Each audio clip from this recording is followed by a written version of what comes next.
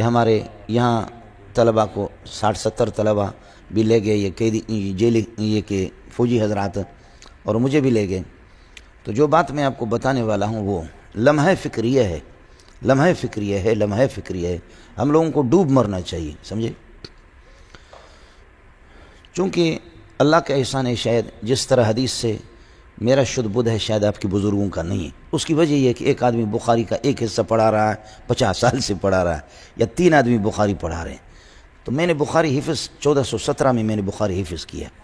اگرچہ مجھے میرا استاد یہیں ہے، اب وہ مکہ چھوڑ کر کے 30-40 سال کے بعد یہیں آ گیا، منگو پیر میں رہ رہا. یہاں آیا بھی تھا، میں نے دستار بندی کے موقع پر لوگوں کو بتایا بھی کہ آپ اس سے پوچھ سکتے ہیں. 1.5 مہینے 2 مہینے میں نے حفظ کیا. تو اب مجھے اگر یاد نہیں ہے، لیکن مجھے استحضار جتنا ہے وہ آپ کے کسی استاد کو نہیں ہے. اس کی وجہ یہ ہے کہ چونکہ میں یاد کر چکا ہوں وہ، اور اس کا بھی مجھے پتہ چلتا ہے کہ یہ لفظ بخاری کی کس جگہ پر ہے، کس جگہ پر ہے، اور اس روایت میں پہلے جو گزر گئی اس میں یہ لفظ تھا اور یہاں نہیں ہے، یہاں کوئی اور لفظ ہے. اس کا ادراک شاید کوئی کرتا نہیں ہے. اس کی وجہ یہ ہے کہ چونکہ میں نے 1.5 مہینے میں یہ پورا حفظ کیا تھا. جو بات میں آپ سے عرض کر رہا ہوں وہ یہ فوجی لوگ جو ہمیں لے گئے نا، تو طلباء کو بھی غریبوں کو اذیت میں رکھا، آنکھیں بندی ہوئی تھیں، اور تھوڑی دیر کے لیے میری آنکھیں بھی باندھی. لیکن ایک آدمی آیا اور وہ مجھے لے گئے فوجی میجر کے پاس. تو اس میجر نے کہا کہ آپ عالم ہیں؟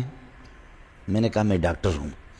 اس لیے کہ عالم، حافظ، مفسر، محدث کو یہ لوگ جانتے ہی نہیں، اور عربوں کے ہاں بھی یہی ہے. تو میں نے کہا میں ڈاکٹر ہوں، PhD ڈاکٹر ہوں. اچھا، تو میری آنکھیں بندی ہوئی، PhD ڈاکٹر، آپ نے کس سبجیکٹ میں یہ ہے کہ ڈاکٹریٹ کی ڈگری حاصل کی ہے؟ میں نے وہ بتا دیا کہ فلانا مضمون ہے فلانا.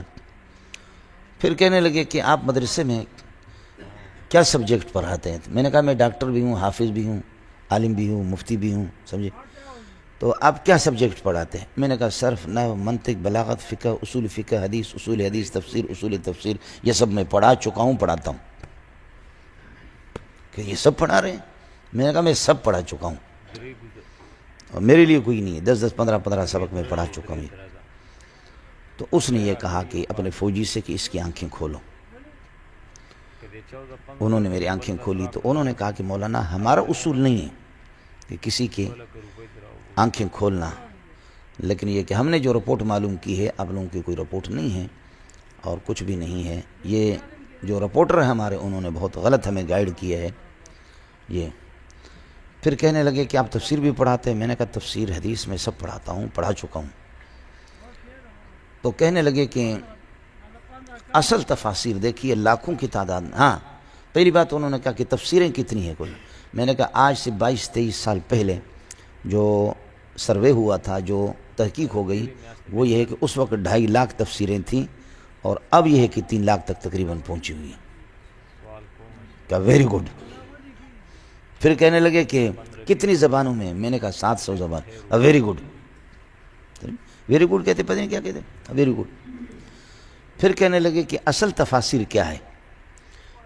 تو میں نے کہا کہ تفسیر ابن کثیر ہے، روح المعانی ہے، اور مدارک ہے، اور اللہ کا تفسیر کبیر ہے. یہ 4 تفسیریں اصل ہیں. کہنے لگے نہیں. میں نے کہا یہی 4 تفسیریں اصل ہے، باقی ان کے دائیں بائیں گھومتے پھرتے ہیں. کہنے لگے نہیں، یہ بات تو آپ ٹھیک کہہ رہے ہیں کہ یہ 4 اصل ہیں، لیکن ایسی تفسیر بتاؤ جس میں مفسر کی بکواسات نہ ہوں، صرف اللہ رسول کا کلام.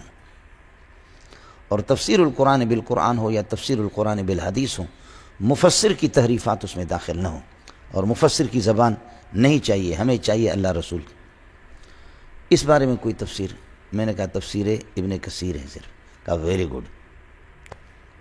دیکھیں نا، اب ایک فوجی جا کر کے اس نتیجے پہ پہنچا ہے جس نتیجے پہ علامہ انور شاہ کشمیری پہنچا. یہ ڈوب مرنا چاہیے ہم لوگوں کو، سمجھے، اگر بشرطے کہ حیا ہو ہمارے پاس. تو کہنے لگے کہ ہاں،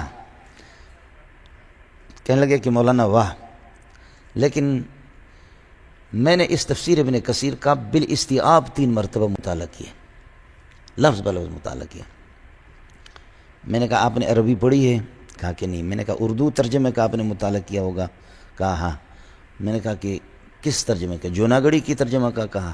میں نے کہا وہ پرلے درجے کا منحوس ہے، اس نے تحریف بھی کیا ہے، اور اس نے یہ کہ کاٹا ہے صفوں کے صفحات، اس نے یہ ہے کہ غائب بھی کیا ہے، جس کا ترجمہ اس کو نہیں آیا اس نے تحریفات بھی کیے، اور وہ جاہل ابن جاہل ہے، بالکل غلط ہے وہ ترجمہ، سمجھے؟ کہا اچھا؟ پھر انہوں نے بتایا کہ میرے دادا دیوبند کے فاضل تھے، سمجھے؟ اور بہت سی چیزیں پھر بخاری کی وغیرہ کی بہت کئی چیزیں مجھ سے پوچھتے رہے۔ گزارش یہ تھی کہ اللہ آپ کا بھلا کرے کہ یہ لوگ کتنے معلومات ہیں ان کی، یعنی آپ یقین کریں کہ بخاری کے غزوات اور یہ چیزیں اللہ آپ کا بھلا کرے سیرت بالکل ان کو مستحضر تھی، لیکن اللہ کا احسان ہے چونکہ میں تو پڑھاتا ہوں، ایک کتاب تو نہیں پڑھاتا، وہ سارے حدیث کی کتابیں ہمارے سامنے سے گزر جاتی، تو تھوڑا سا خاکہ ہمارے ذہن میں ہوتا ہے، بشرطے کہ عام مولوی اس طرح نہیں کر سکتا، اس کے لیے بہت مشکل ہے۔ یا بخاری کے ایک آدھا حصہ پڑھا رہا ہے 20 سال سے 25 سال سے 30 سال سے، اس کو کیا پتہ ہوگا کہ دوسرے حصے میں کس ہے؟ بخاری ترمذی کا ایک حصہ پڑھا ہے، اس کو کیا پتہ کہ دوسرے حصے میں کیا، باقی کتابوں میں کیا ہے؟ یہ تو مسئلہ ہوتا ہے، آدھا تیتر آدھا بٹیر آدھا تیتر آدھا بٹیر، زندگیاں ان کی اسی پر بھی ہے کہ گزر گئی، وہ تو رہیں گے بھی اسی طریقے پر۔ لیکن میں حیران ہو گیا کہ اس فوجی کو اتنے معلومات تھے، اور پھر حضرت دامت برکاتہم العالیہ تشریف لائے، اس کے بعد خیر انہوں نے ہم سے معذرت کی، کہنے لگے کہ ہم بہت شرمندہ ہے، بڑا اکرام اور احترام میرا کیا انہوں نے، ایئر کنڈیشن کمرے میں پھر مجھے منتقل کیا اور آئس کریم وغیرہ منگاتے رہے، بہت معذرت کی، اور کہنے لگے ہمیں جو گائیڈ کیا گیا تھا غلط رپورٹنگ ہو گئی تھی اور اس پر میں معذرت چاہ رہا ہوں۔ پھر حضرت جیسے قاری عثمان وغیرہ یہ تشریف لائے تو قاری عثمان سے اس نے کہا کہ مولوی تمہارے دیکھے لیکن ایسا مولوی نہیں دیکھا، میرا بھی مطالعہ کتابوں کا، میں نے بہت سے مولوی دیکھے صرف امامت اور خطابت کی حد تک ہے، باقی تمہارے مولوی ایسے بھی نہیں ہیں۔ تو قاری عثمان نے بھی ماشاءاللہ صحیح جواب دیا، اس نے کہا میں بھی کسی مولوی کے لیے اس طرح دوڑ نہیں کرتا جس طرح اس کے لیے آپ کے پاس آیا ہوں، ہم بھی آپ کے پاس اس طرح آئے ہیں، وہ اسی کے لیے تو آ گئے ہیں۔ گزارش یہ تھی کہ ایک داڑھی منڈے لوگوں کو ان کو کتنے معلومات ہیں، لیکن اللہ تعالیٰ مجھے اور آپ کو یعنی قبول فرمائیں، ہمارے پاس تو ٹچ موبائل ہے اسی میں ہماری زندگی گزرتی ہے، ہمیں کیا ضرورت ہے بولے سر۔ حضرت اقدس کا میں نے عرض کیا کہ مغنی ابن قدامہ علامہ انور شاہ کشمیری فرمایا کہ متاخرین فقہا حدیث سے ناواقف ہے، یہ آدمی فقیہ بھی ہے، یہ آدمی محدث بھی ہے۔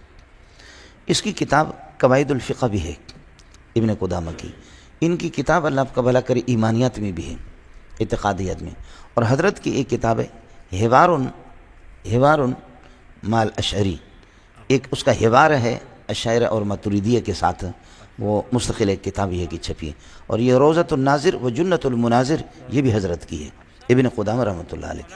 تو یہ حضرات اس قسم کی تقسیم ہی بھی نہیں کرتے، متقدمین کہتے بس یسمع کلام اللہ سبحانہ و تعالی، اور جیسے کہ فرشتوں نے بھی سنا براہ راست، اور اللہ قیامت کے دن یہ ہے کہ تلاوت فرمائیں گے، ہم سب سنیں گے، سمجھے انشاءاللہ۔